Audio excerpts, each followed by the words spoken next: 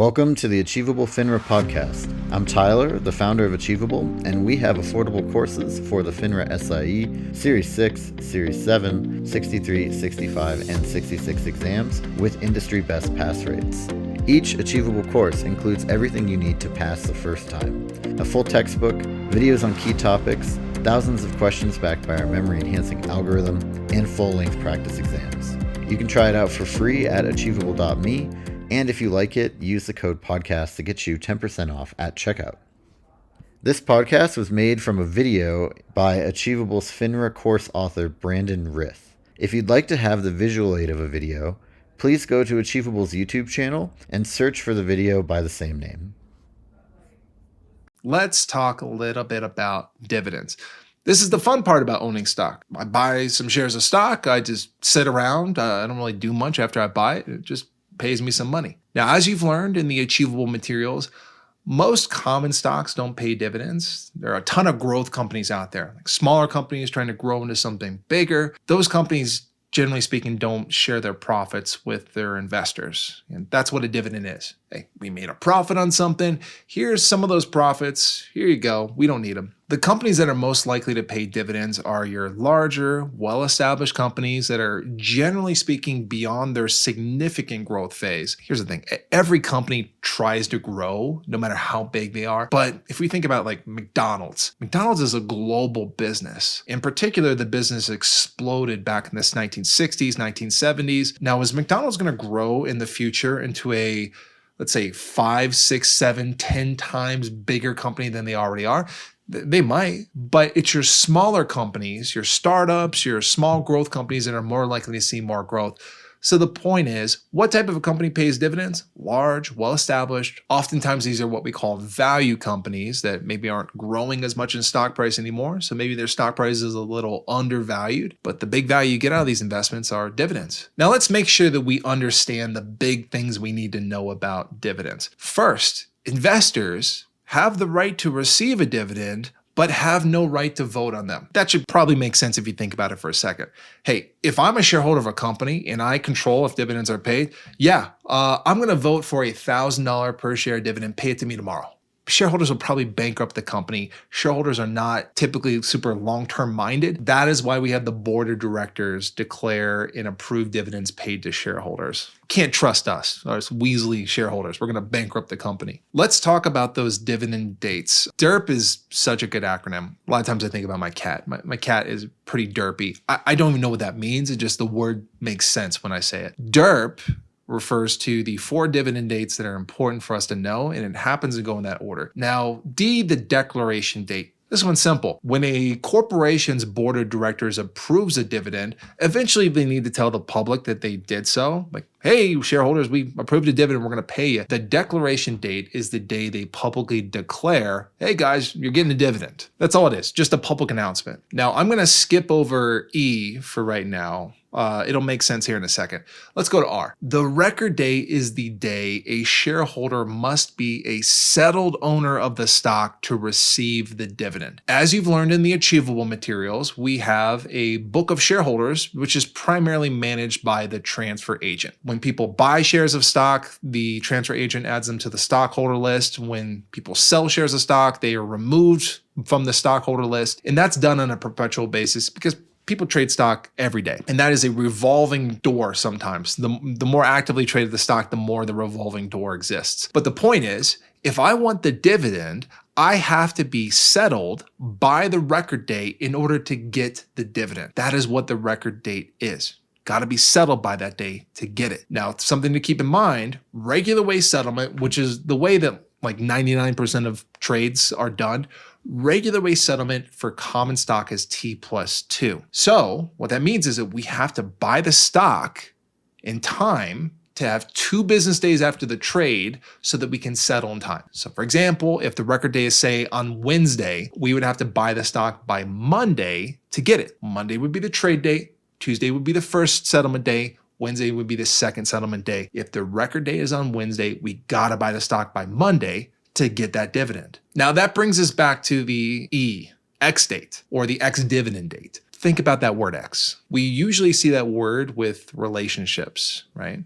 ex-girlfriend, ex-boyfriend, ex-wife, ex-husband, ex-partner. The word ex means without. You are without that person if we're referring to a relationship. With a dividend, if we say the ex-dividend day, it is the without the dividend day. So what does that represent? The ex-dividend date is the first date that if the stock is purchased, the investor that's purchasing that stock is not getting the dividend. So back to our example, if the record day is on Wednesday and the last day we can buy the stock and still get the dividend is on Monday, then Tuesday is our X date. An investor buying the stock on Tuesday would not settle until Thursday of the same week. That's one day after when they need to be a settled owner to get the stock. The record day is Wednesday, gotta settle by that day.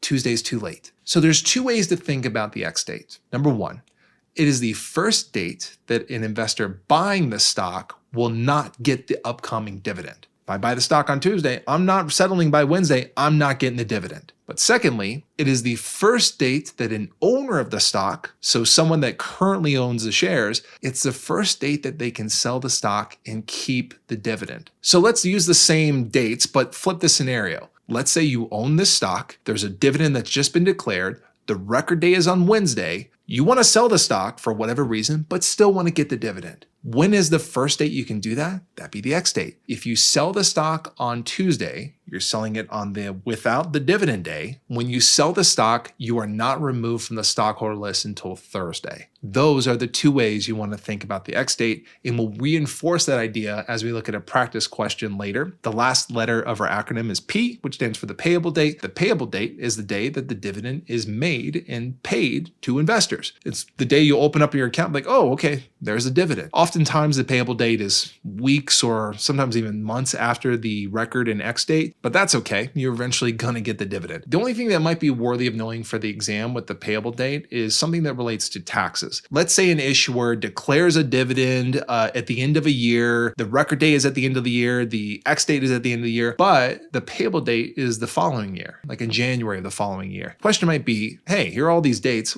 When is the dividend actually reported for tax purposes? It is reported when it is received. So the payable date is an important date for tax purposes. Who cares about the declaration date, the record date, the X date? We don't care about that stuff. It's all about the payable date when it comes to tax reporting. Now back to the acronym again, DERP. It's in this order on purpose, DERP, because this is the timeline. Declaration date is first, X date's next, record date is the day after the X date, or maybe another way of saying the X date falls always one business day before the record date, and then the payable date's last. Okay, if you're feeling good about this concept, let's look at a practice question together to really see if we can implement the things we just learned. If you want to take a moment and see if you can answer the question on your own, hit pause, and as soon as you hit play, we will break the question down together. All right, you think you know the answer?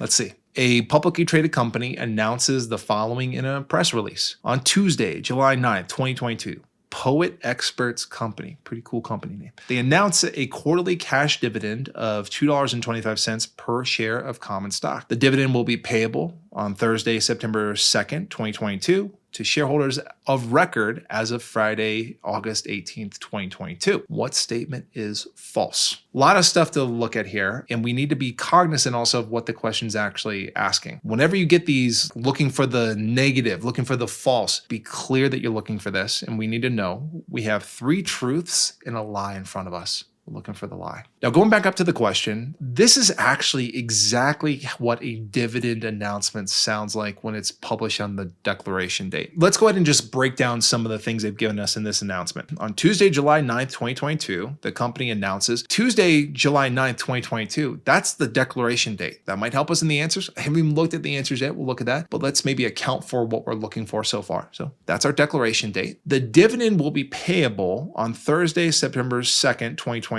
Let's pause there. That is our payable date. Literally has the word right next to it. So payable date, September 2nd, to shareholders of record as of Friday, August 18th, 2022. August 18th, that is our record day. We've been given 3 dates in this announcement. These are the dates that the board of directors, this is what they control. They, however, have no control over the X date, and that's why you never find them in these announcements. The X date is always based upon settlement, and issuers of stock don't determine how long it takes their stock to settle. That's a job for the regulators. typically either FINRA or the New York Stock Exchange. It's one of the two of those depending on the stock. So they don't announce the X date, so we kind of have to figure that out. In fact, I'm looking at some of the answers here. The X date's mentioned, so we'll have to know what that is. Let's list out what we have. You've got our declaration date, our record date, our payable date. And before we even get to the answers, we can determine what the X date is. The X date is always one business day prior to the record date. So that would be Thursday, August 17th. 2022. That is our X date. At this point, we've done enough to lead up to the answers. So let's go through the answers and see if we can get to the right answer, which again is the false statement. First one, the last day an investor could buy the stock by regular way settlement and receive the dividend is Thursday, August 17th. Now let's think about that. We know the X date is Thursday, August 17th. And the X date is the without the dividend day. If we buy on Thursday, August 17th, we have to think about when are we settling? Well, Thursday would be the trade day. Friday would be business day number one. We don't count the weekend for settlement. Monday would be the settlement day. So we would not settle by the record date and therefore would not get the dividend. So we could think about that in our head, or we could just feel really confident about what the X date is. The X date is the first day that if the stock is purchased, the dividend will not be received by the investor buying that stock. That has to be our false statement.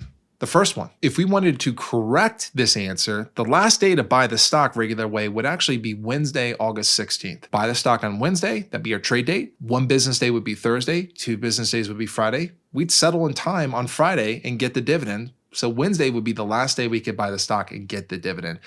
Thursday is not. Now, I always recommend if the first answer you come across is the thing you think is the right answer, you got to go through the other three just to make sure. Maybe your math is off. Maybe the way you're looking at it is wrong. Maybe there's a better answer. Who knows? Let's go to the second answer choice. The first day an investor could sell the stock by regular way settlement and keep the dividend is Thursday, August 17th. Sounds really familiar to the first answer, but we're looking at it from the other perspective. Investor owns the stock, they're selling it, but they want to keep the dividend. The first date that they could do that would be the X date. If they were to sell the stock on Thursday, we got to think about when that trade would settle. The settlement day would be the day they're taken off the stockholder list. They sell on Thursday, that's the trade date.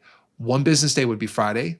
2 business days would be Monday. They're not being taken off the book until Monday. On Friday, when the transfer agent looks at the stockholder list, they're still there. They're getting the dividend. That is a true statement. Okay, let's go to the third statement. The board of directors sets the declaration date, record date, and payable date. We talked about that up front. The only date that they don't set is the ex-dividend date because that is the power of the regulators. That is all focused on settlement, which the board of directors has no control over. That is also a true statement. And the last answer, Thursday, August 17th. This is just the focus of this question here. Is that the X date? Yeah. That's the X date. That is the first day that if a person that purchases the stock, they will not get the dividend, but that is also the day that a person that owns the stock and sells the stock will keep the dividend if they sell on the X dividend day or after. All right, hopefully that helps a bit with your understanding of dividend dates. I know this can sometimes be confusing, but you really want to be strong on your settlement timeframes. Be aware of what each date, in particular the record date and what the X date, what those mean, and you will consistently get these questions right on the exam.